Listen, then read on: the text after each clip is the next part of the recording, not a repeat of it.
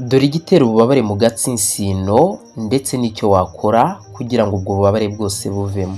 Uraho neza bavandimwe, namwe bakunzi ba Physio Rwanda, mbahaye ikaze. Uyu munsi tugiye kuganira ku kibazo abantu benshi bambaza, cyane cyane ngo hari abahaguruka mu gitondo bakavuga bati kuki iyo mpagurutse njyewe rwose mba numva mu gatsinsino mbabara cyane, byaba biterwa n'iki? Cyangwa se ugasanga umuntu arababara iyo agiye kugenda bwa mbere, cyangwa se ugasanga ababara nyuma yo guhagarara igihe kirekire, cyangwa se ugasanga umuntu ababara mu gatsinsino mu by'ukuri abona nta n'igikomere afite cyangwa se nta n'icyo yagize. Niba rwose ibi nawe bikubaho, iyi video ni iyawe, reka tubisobanure neza mu buryo burambuye. Burya ububabare bwo mu gatsinsino nibwo ngiye guheraho kugira ngo uze kumva neza ikintu kigutera kubabara ku gatsinsino kawe. Niba ari ubwa mbere udukurikiye, ukande like, ukande na subscribe, ubundi ufungure n'inzogera, kuko ibyo ngibyo nibyo bizajya bituma tubana muri video zacu zitandukanye. Ikindi uze kwandika icyo utari busobanukirwe neza muri komenti kugira ngo nzakigusobanurire.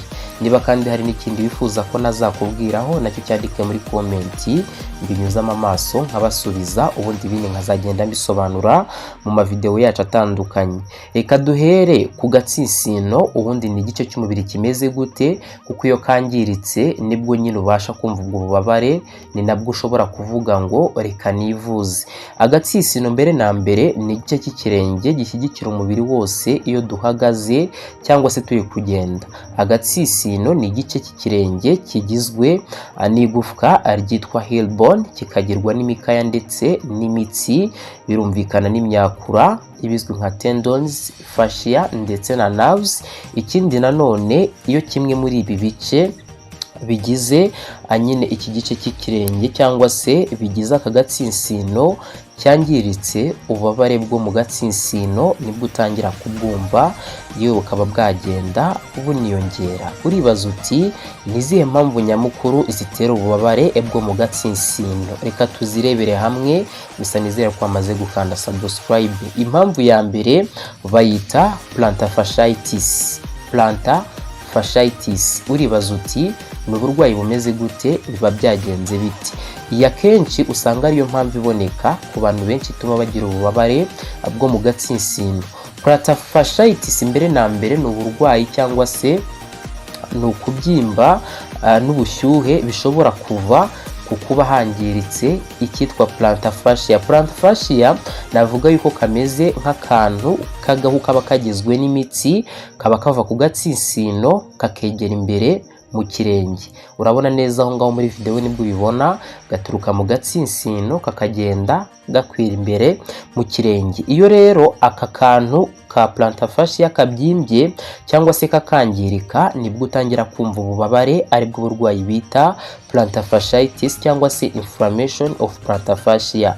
Ibimenyetso rero bikwereka yuko warwaye muri ubu buryo, usanga ubabara cyane mu gitondo, ukanababara nyuma yuko wicaye igihe kirekire. Ikindi kandi nanone usanga ububabare butangira kugabanuka iyo umaze kugenda gatoya. Ndizera ko icyo kirasobanutse. Ikindi kintu cya kabiri gitera ububabare bwo mu gatsinsino ni icyitwa heel spur, cyangwa se kuba n'ubundi ka gatsinsino igufwa rihari rishobora kubyimbaho gatoya. Hari igihe igufwa ryongera gukura ugasanga ribaye nk'iriyongeraho akantu gatoya ku gatsinsino. Ibi ngibi akenshi bitera ububabare, ariko binajyana n'ubu burwayi twari tumaze kubona haruguru bwitwa plantar fasciitis. Ntabwo rero bikunze kuba ku bantu bose, cyane cyane kuba bagira aka gatsinsino gafite igufwa nyine ryongera kuba ryakoraho gato, ahubwo bishobora no kongera nyine ububabare byihariye mu gihe nyine umuntu afite na buriya burwayi bwa plantar fasciitis. Ariko birumvikana ko aka kantu ka heel spur cyangwa se mu gihe igufwa ry'agatsinsino ryongeye gukura, nabyo biri muri bimwe bishobora kuba byagutera ububabare mu gatsinsino, nubwo mu by'ukuri bidakunze kuba ku bantu benshi. Icya gatatu ni ukwambara inkweto mbi. Burya inkweto zidakwiranye n'ikirenge cyawe zitera gutsindagira cyane ku gatsinsino, ndetse ugasanga biratuma n'ikirenge cyawe kidashyigikirwa neza, ugasanga biragutera ububabare. Urugero, niba wambara nk'inkweto zoroshye cyane, izi ngizi zangiza agatsitsino kawe kuko urumva kaba kagerageza gukandagira kuri za nkweto ariko kagasanga nta kintu kiriho, kakenda gukandagira hasi cyane.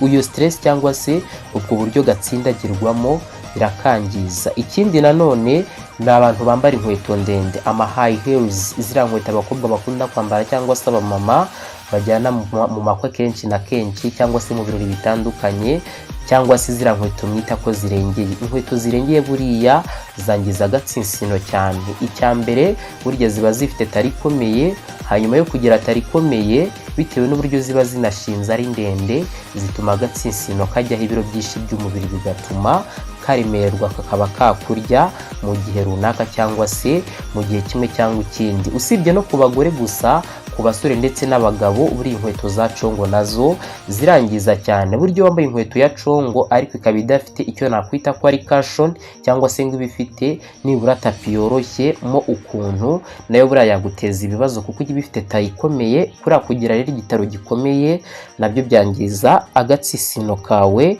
ku kigero cyo hejuru. Inkweto zishaje cyane nazo kandi zangiza agatsitsino, nizere ko nazo zikwiriye kuba zakosorwa. Ikindi kintu cya kane burya ni uguhagarara cyangwa se kugenda igihe kirekire. Burya abacuruzi, abarimu, abakozi mu nganda ndetse n'abandi bantu bakunze guhagarara cyangwa se kugenda igihe kirekire bahura n'ibi bibazo byo kuba babara agatsinsino. Usanga akenshi bahagarara amasaha menshi, ugasanga ibirenge byabo byarambiwe, muri make bigatuma n'agatsitsino kabo kababara. Ikindi kintu cya gatanu gituma mu gatsitsino hawe hababara cyangwa se agatsitsino kakababara muri rusange, nicyo bita overweight cyangwa se kugira ibiro byinshi. Burya ibiro byinshi nabyo byongera uburemere bwinshi ku gatsitsino, kuko nk'uko mubizi agatsitsino nicyo gice n'ubundi cy'ukuguru gifata bya biro byose. Iyo uhagaze bya biro byose biba bisa naho biri ku gatsitsino. Niyo mpamvu rero iyo ufite ibiro byinshi biragenda bigatuma aka gatsitsino gatsindagira hasi cyane mu rwego rwo kugira ngo karebe ko kabasha gufata bya biro byawe, bigatuma rero imitsi n'imikaya iri ku gatsitsino byose birambirwa, mu by'ukuri bikananirwa vuba, ukumva bwa bubabare bujemo. Icya gatandatu gituma n'ubundi ukomeza kugira ubwo bubabare mu gatsitsino cyangwa se gishobora kubutera ni indwara zimwe na zimwe, aho hari indwara zongera ibyago byo kuribwa mu gatsitsino, harimo nka za arthritis, hakazamo diabete ndetse n'indwara z'imyakura cyangwa se indwara za nerves cyangwa se icyo bita nerves cyangwa se mu rurimi rw'icyongereza bakabyita neuropathy. Ni ukuvuga ngo icyo wakora rero mu gihe uribwa mu gatsitsino, icya mbere ni ukureba physiotherapy cyangwa se serivisi z'ubugororangingo ku mavuriro akwegereye, kuko serivisi z'ubugororangingo ubu ni bwo buryo bwiza kurusha ubundi bwose, cyane ko physiotherapy ifasha kurambura ya mitsi yo mu kirenge, kurambura kari agahu twabonye twise plantar fascia gashobora kuba kangiritse, irongera ikakarambura imitsi irimo nayo ikabasha kugenda neza, bityo bwa bubabare bugakurwaho.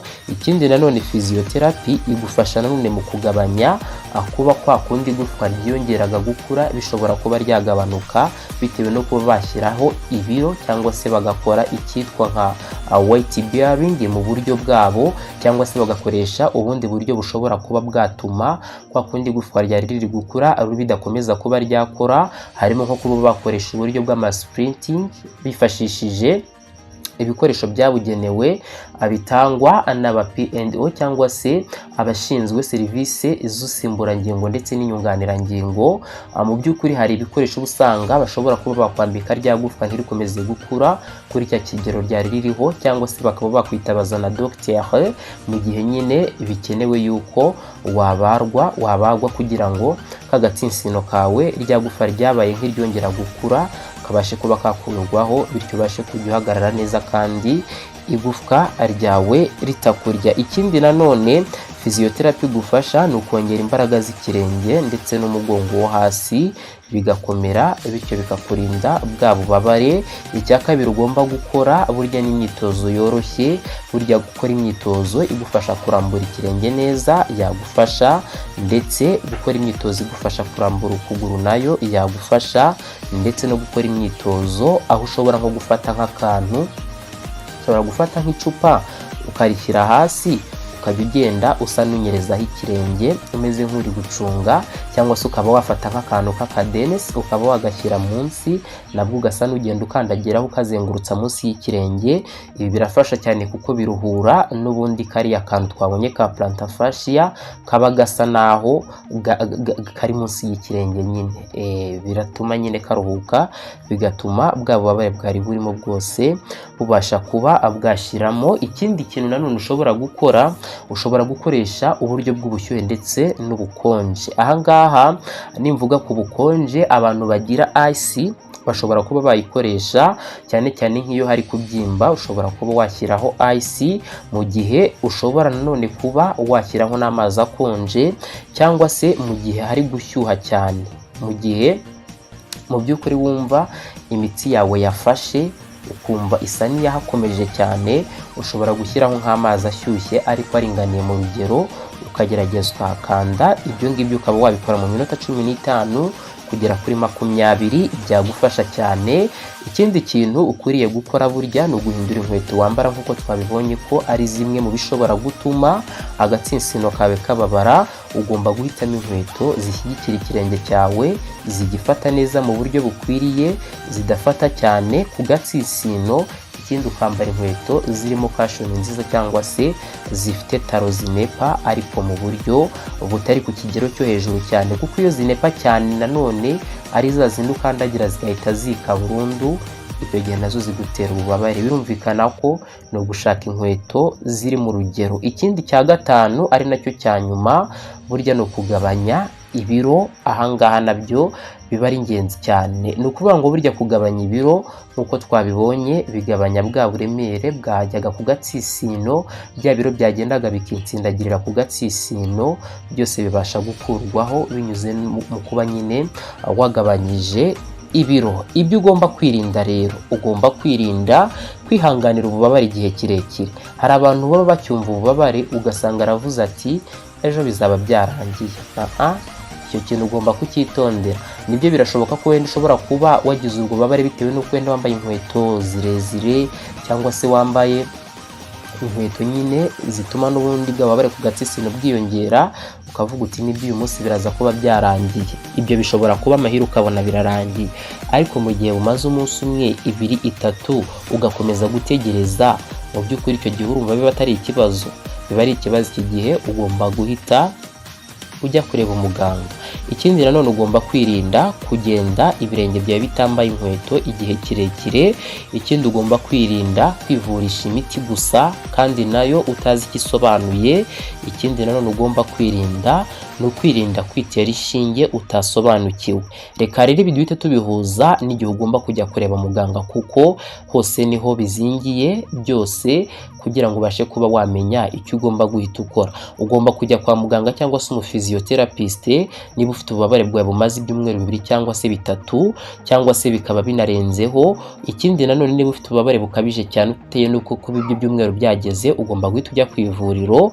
Niba ufite kandi ububabare butuma utagenda neza, ugomba guhita ujya ku ivuriro. Niba kandi ufite ububabare bufite kubyimba gukabije, ibyo nabyo bigomba guhita bituma ujya kwa muganga bakagufasha. Bavandimwe rero nsoza, reka mbabwire ko kuribwa mu gatsitsino atari ibintu byo kwirengagiza, wumve ko ari ibintu bisanzwe, kuko bishobora kukugiraho izindi ngaruka zikomeye, zirimo no kuba byakubuza kugenda mu gihe ububabare bukomeje kwiyongera, uburwayi bwawe bukamara kurenga urugero.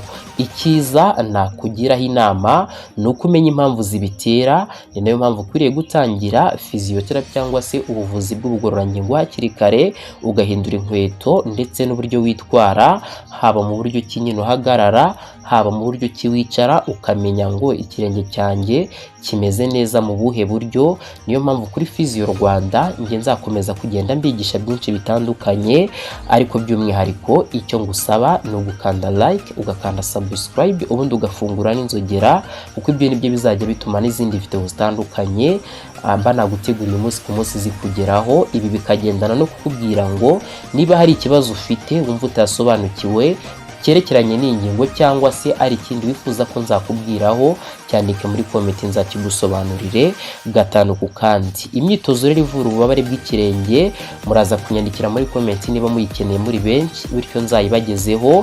Ikindi kandi inama zo kwirinda zo ndumva mwazumvise. Reka nsubikire aha ngaha, tuzongere duhurire mu yindi video ya Physio Rwanda igamije kukwigisha no kugusobanurira byinshi bitandukanye ubu utari ufite amakuru ahagije.